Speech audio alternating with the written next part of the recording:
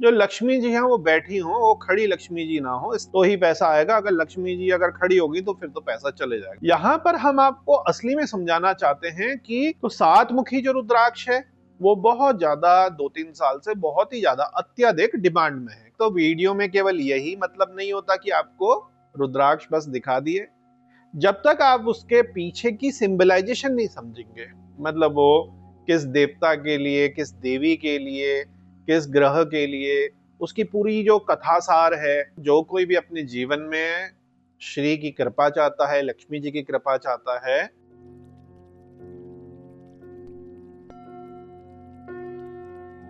ओम नमः शिवाय मेरे प्यारे शिव भक्तों। आज हम चर्चा करेंगे सात मुखी रुद्राक्ष के ऊपर।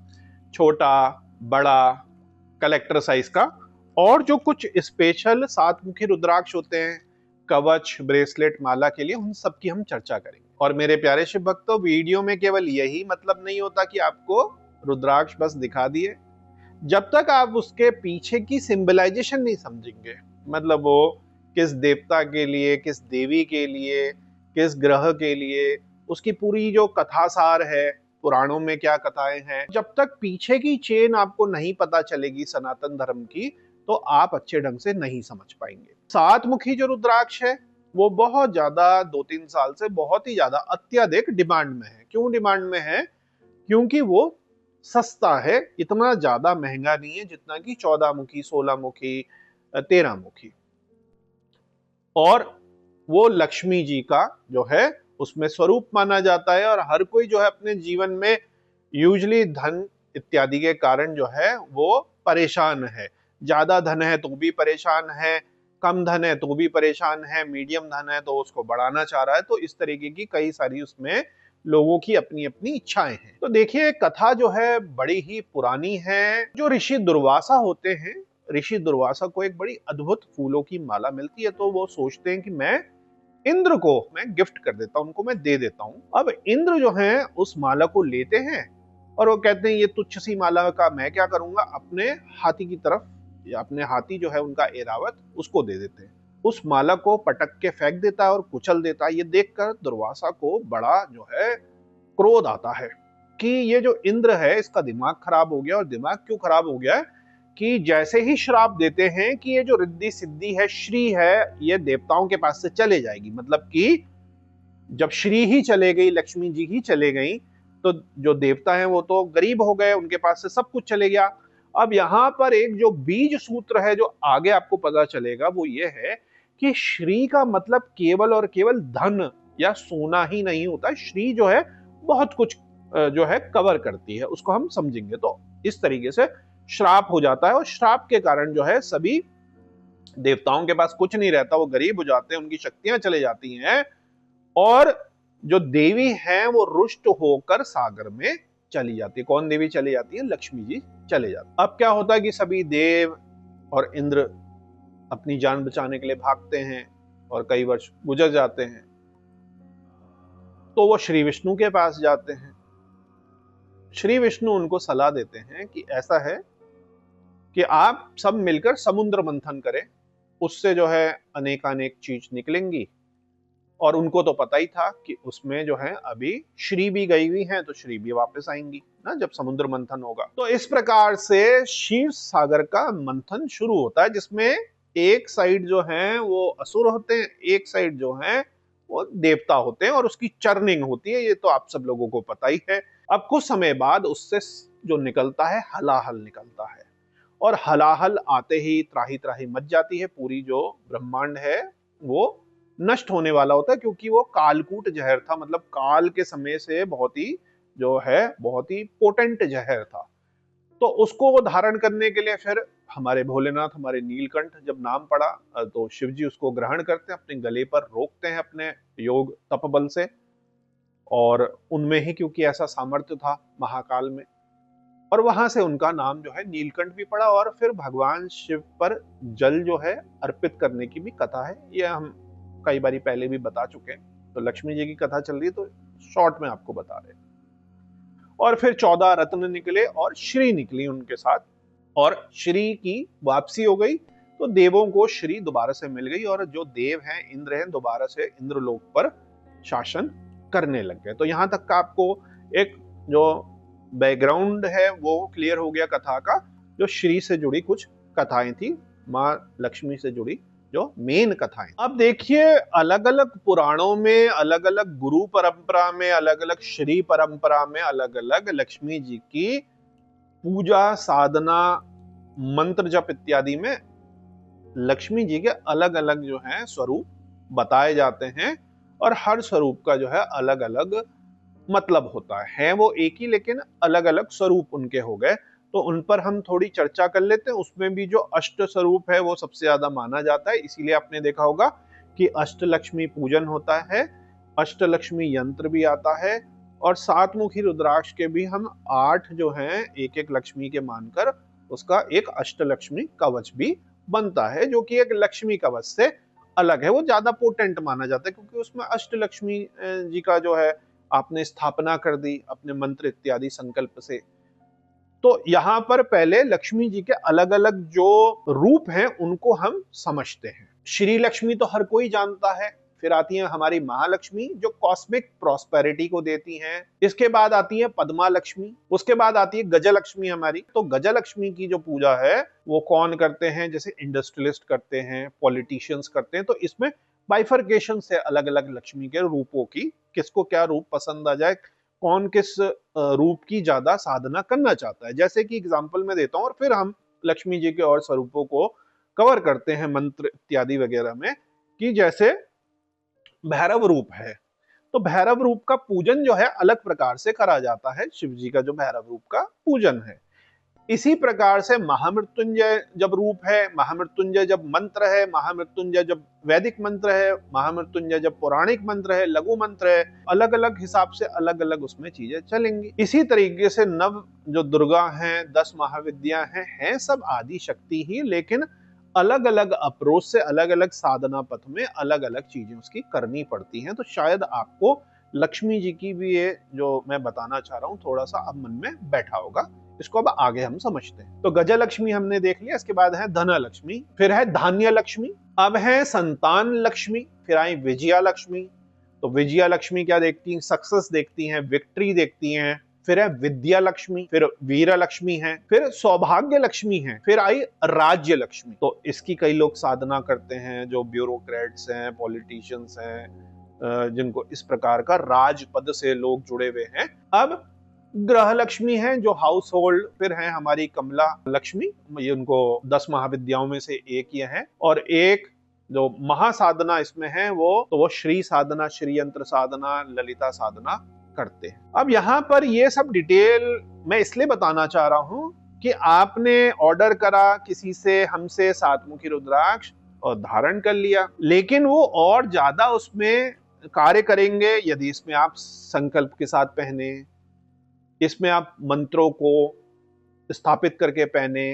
तो यहाँ पर आप जितना इसमें कार्य करेंगे, जितना आप इसमें अपना समय, अपनी भक्ति, अपनी धारणा लगाएंगे, उसके रिजल्ट्स उतने ज्यादा बेटर होंगे। इसके बाद ये अभिमंत्रित होने के बाद इसकी शुद्धि इत्यादि वगैरह करके यदि इस पे आप साधना कर सकते हैं, स्पेशली यदि आप अष्ट लक्ष्मी कवच पहन रहे हैं, नेपाली रुद्राक्षों की ही जप माला बना रहे हैं, 27 की, 54 की, 108 की, क्योंकि वो काफी महंगी बनेंगी, तो आपको ये चीजें तो कर लेनी चाहिए।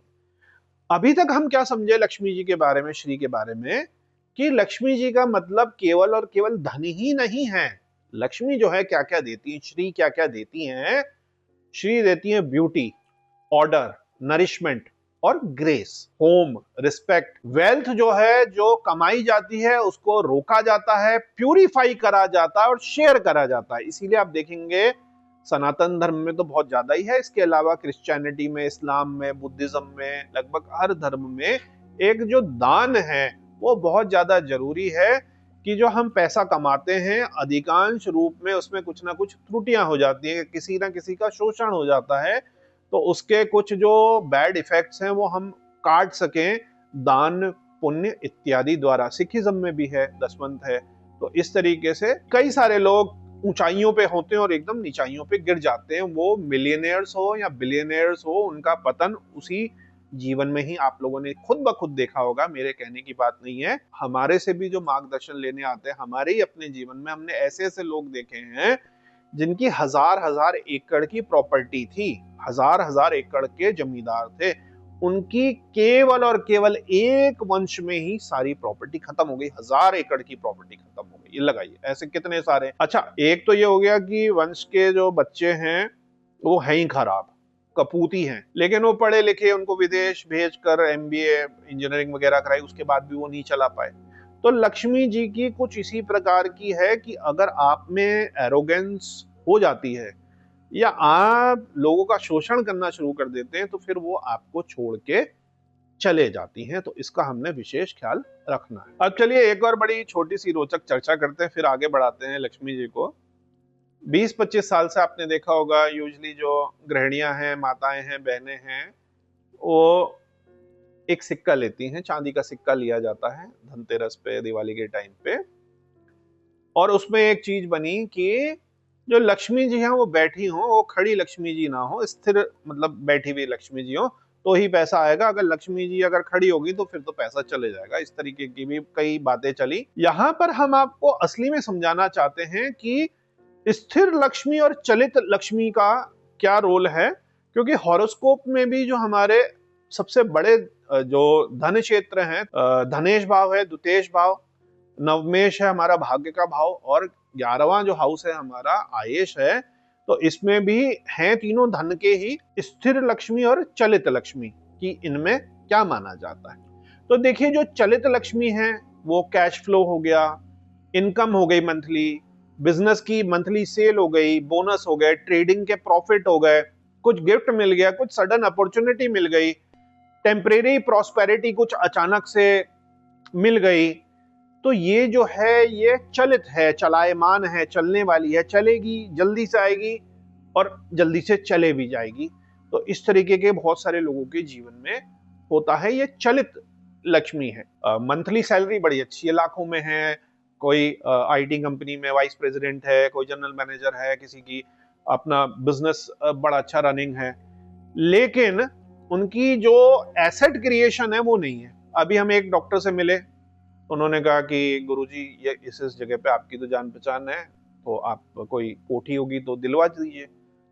तो मेरे को बड़ा आश्चर्य हुआ, तो मैंने उनसे पूछा, वो डॉक्टर शर्मा है, तो उन्होंने कहा हम पंजाब से आए थे यहाँ और 11,000 रुपए लेके आए थे जब आए एमबीबीएस करने के बाद। हमारा आज तक घर नहीं है, हम किराए के घर में रहते हैं, एक किराए की कोठी में रहते हैं। अब क्योंकि हमारे बेटे की शादी हो रही है तो बहू भी आ रही है, तो हमें 6-7 कमरों की जो है कोठी चाहिए, और कोई पुरानी कोठी ले लेते हैं क्योंकि 4-5 गाड़ियां भी हैं, और गाड़ियां भी एकदम बढ़िया है, लेकिन घर अभी तक नहीं है उनका।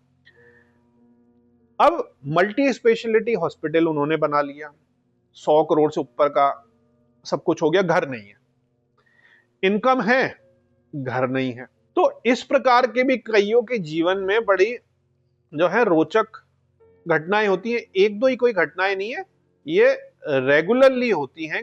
आप जब थोड़ा सा बैठेंगे, खुद अपनी जीवन को समझेंगे, अपने आस पास के जीवन को समझेंगे, तो आपको अपने लाइफ में, दूसरे की लाइफ में पैटर्न्स दिखाई देंगे। इसी प्रकार से बहुत सारे किस्से हैं, बहुत सारी चीजें हैं कि उनके फोरफादर्स बड़े वेल्दी थे।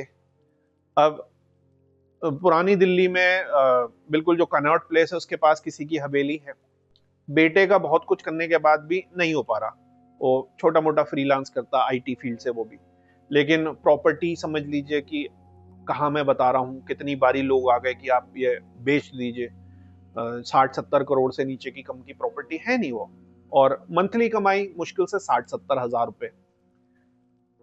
तो फोर फादर्स का जो अचल धन है, इमूवेबल प्रॉपर्टी है, वो बड़ी अच्छी, लेकिन उनके हॉरोस्कोप में, उनकी लाइफ में, उनके लाइफ पैटर्न में इनकम वाला जो है, जो 11वां भाव है, वो बहुत ही ज्यादा ग्रसित और वीक है। तो इस प्रकार के भी कड़ी जो है बड़ी अजीबोगरीब घटनाएं हो जाती हैं। तो इस टाइम में फिर आपको क्या करना पड़ता है कि ये उपायों के द्वारा अपने को साध कर, अपने माइंड को साध कर, अपनी तैयारी करके, और ये जो अनगिनत प्रकार के अटपटे से दोष लगे हैं, कुछ पुराने दोष लगे हैं पितरों के, कुछ हमारे अभी के दोष लगे हैं उनका निवारण करने की जरूरत पड़ जाती है। तो इस प्रकार का चलित और जो है स्थिर लक्ष्मी में जो है बड़ा ही बाइफरकेशन और बड़ा ही अपना अपना रोल हो जाता है। अब बात करते हैं स्थिर लक्ष्मी की। किसी के जीवन में स्थिर लक्ष्मी है या महादशा अंतरदशा चेंज होगी तो पहले से ही वो तैयारी कर ले उसकी, या कुछ और गड़बड़ होने वाली तो उसके उपाय कर लें पहले से ही। तो स्थिर लक्ष्मी जो है वो स्टेबल वेल्थ है, लैंड है, हाउस है, गोल्ड है, सेविंग्स है, बॉन्ड्स हैं, कैटल्स हैं, ग्रेन्स हैं जो पुराने समय में होते थे, रेपुटेशन है, फैमिली सपोर्ट है, रिकरिंग जो इनकम जो सेव हो जाती है, कहीं से आपको किराए का पैसा आ रहा है वो आप उठाते नहीं है, वो सीधे सीधे जमा कर लेते हैं, तो उसका जो पैसा आया वो ऑटोमेटिकली जो है इन्वेस्ट हो गया, चाहे वो उसी चीज में हो या उससे और चीजें, कमर्शियल प्रॉपर्टी या पर्सनल प्रॉपर्टी या फार्म लैंड, एग्री लैंड, इस तरीके से जोड़ लें, गोल्ड कॉइन्स जोड़ लें, गोल्ड बुलियंस जोड़ लें, तो ये जो है फिर वो आपका स्थिर लक्ष्मी में कन्वर्ट हो जाता है। Institutional property and institutional positions, discipline business system, जो पैसा आ रहा है उससे आपका एक पूरा इंफ्रास्ट्रक्चर और सिस्टम बन गया, तो ये भी स्थिर लक्ष्मी का ही पार्ट है। Institutional buying, project buying, school projects के लिए बड़ी लैंड है, कॉलेजेस के लिए है, यूनिवर्सिटीज के लिए है, हॉस्पिटल्स के लिए है, रिजॉर्ट्स भी इसी में आ गए, तो ये सब स्थिर लक्ष्मी में आपके आ गए। अब मेरे प्यारे शुभ भक्त तो बात करते हैं, देखिए कुंडली, हॉरोस्कोप, यदि टाइम इत्यादि सही है, टाइम इत्यादि सही नहीं है, तो अपने शारीरिक लक्षणों, लाइफ के पैटर्न्स को देखकर आप अपनी हॉरोस्कोप को फाइन ट्यून कर सकते हैं, करवा सकते हैं, ठीक है। और उसमें भी विशेषकर यदि चलित कुंडली में एकदम बहुत ज्यादा वेरिएशन हो रहे हैं, तो यदि आपको ऐसा लगता है कि हॉरोस्कोप तो ऐसा है और इसमें मेरा ग्रह तो ऐसा उच्च का है या उच्चाभिलाषी है या नीच का है या अच्छे योग हैं, बुरे योग हैं, लेकिन ये तो डेट भी मेरे को ठीक ठाक पता है, मतलब एकदम एक्यूरेट पता है, टाइम भी बिल्कुल सही पता है, मोटा मोटी रिजल्ट्स तो ऐसे हैं नहीं, तो उस कंडीशन में आपको अपने जो जीवन के पैटर्न है, जीवन के लक्षण हैं, डेट्स हैं आपके मेजर, जो जो चीजें घटी हैं, शारीरिक जो लक्षण है आपके, सामुद्रिक शास्त्र के लक्षण कुंडली में भी कई सारे दिखते हैं, तो उससे आप माइनर एडजस्टमेंट चीजों को कर सकते हैं, इस प्रकार से आप देख सकते हैं। यहाँ पर अब मैं जो आपको भाग बताने की कोशिश कर रहा हूं वो है लक्ष्मी जी की कृपा से जो 12 भाग होते हैं हमारी कुंडली में, वो किस प्रकार से रोल देते हैं। अब ऐसा तो है नहीं कि लक्ष्मी जी पहले भाव में ही बैठ जाएगी या किसी एक ग्रह पे ही बैठ जाएगी, कि चंद्रमा जी को आप लक्ष्मी मान लें या शुक्र को लक्ष्मी मान लें या शनि को लक्ष्मी मान लें, ऐसा नहीं है।